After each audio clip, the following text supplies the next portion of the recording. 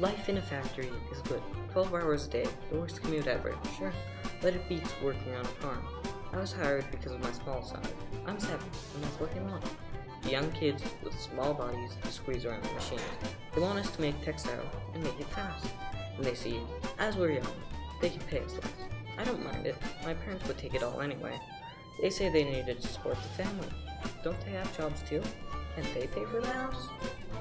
I took the spindle out and stuck a new one in, carrying the spindle that dwarfed me in front of me.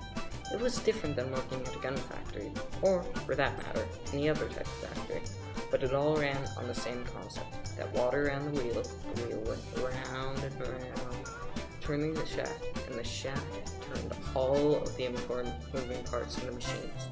It was foolproof. I took the spindle and set it in a basket for further treatment. The spindle was wrapped in soft wool and string.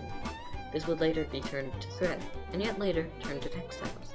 It was all under one well-kept, somewhat comforting roof, unlike in Britain, where the conditions in a factory were horrendous.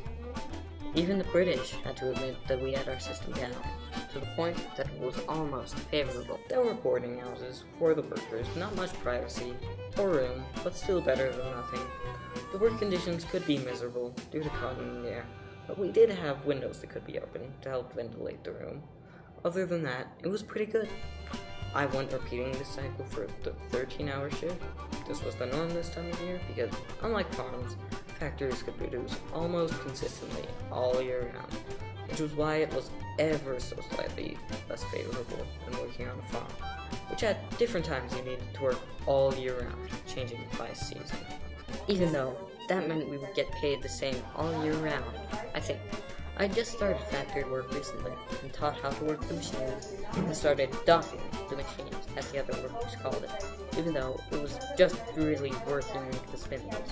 That meant, like I'd done earlier, taking out the full spindles and replacing them with empty ones to ensure that the factory could keep business along at a steady pace.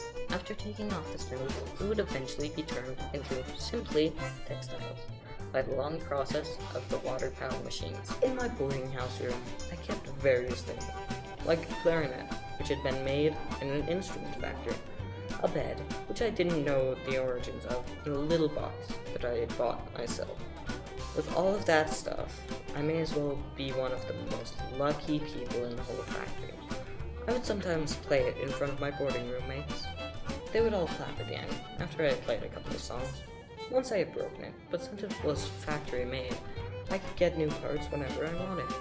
All in all, life was pretty good in the factory, conditions bearable, the boarding rooms humble, and work somewhat fun at times.